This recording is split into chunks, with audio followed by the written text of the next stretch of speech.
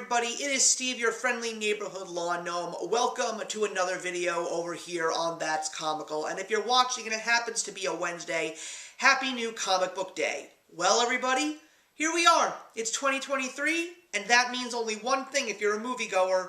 Phase 5 of the MCU has officially begun with Ant-Man and the Wasp, Quantumania. Yep, we're really starting out small, if you will, in a big way, perhaps.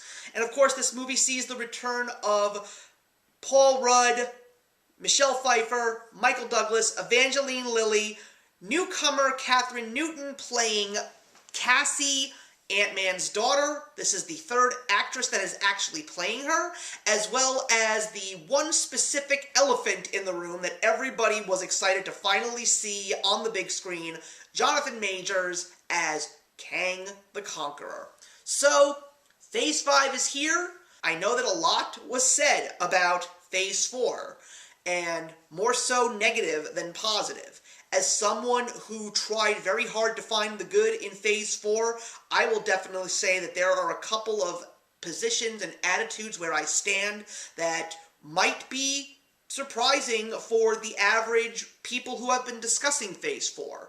But as someone who is a comic book reader and someone who has basically been with the comic book film and the MCU beginnings from the very start when I went to see Iron Man back in 2008, I'm still going to go into every Marvel product, and that goes to any comic book product that's out there on the big screen or on the small screen, and I'm going to give it a shot because I just want to see how the creative people behind the camera, as well as the people who are on camera, are going to bring these iconic characters to life. And I've been giving Marvel all the credit that they deserve in regards to taking some Marvel characters that are not so iconic and making them mainstream.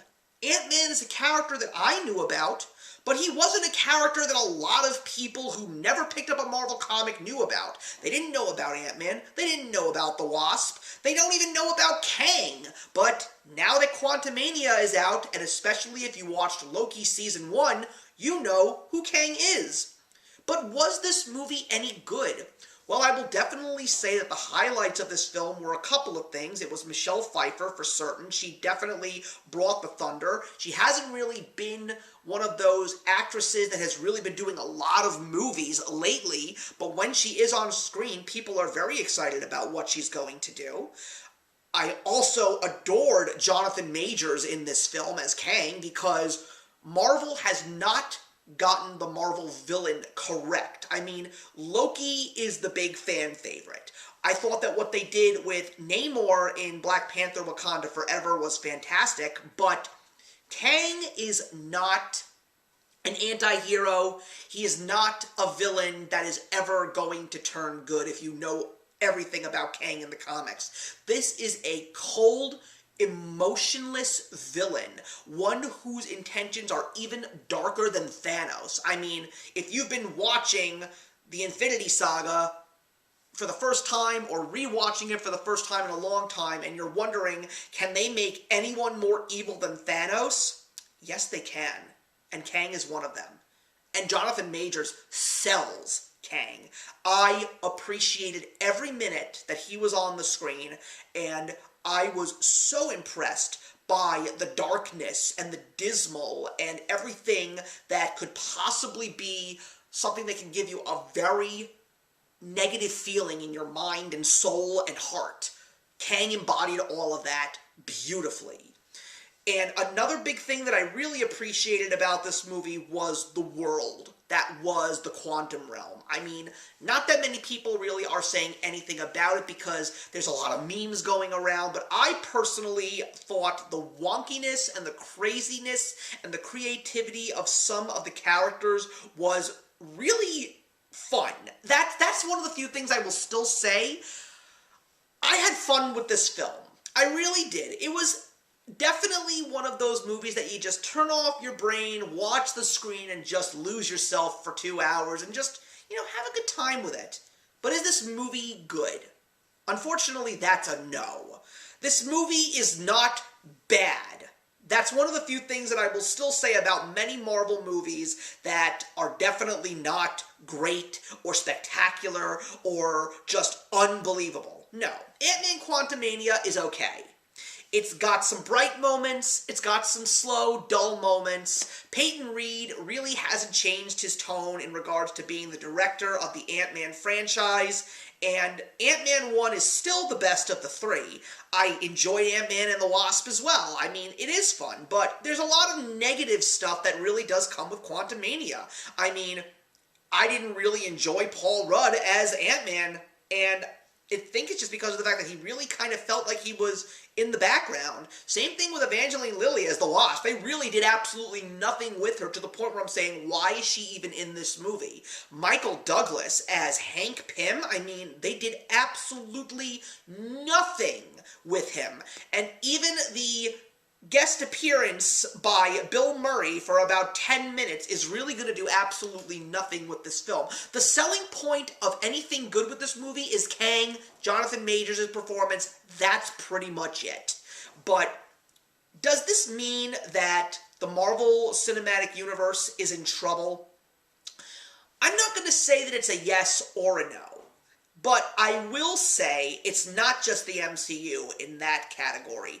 I think, at this point in time, that the mainstream movie-going public is comic book filmed out. We're all burnt out at this point in time. Now, granted, as someone who had been watching many comic book films in his life, to the point where I remember the time when those movies weren't even taken seriously until 2000, when Bryan Singer finally decided to give us a serious, thought-provoking X-Men film, which would lead into the Sam Raimi Spider-Man films, which would finally give us the Nolan Batman trilogy.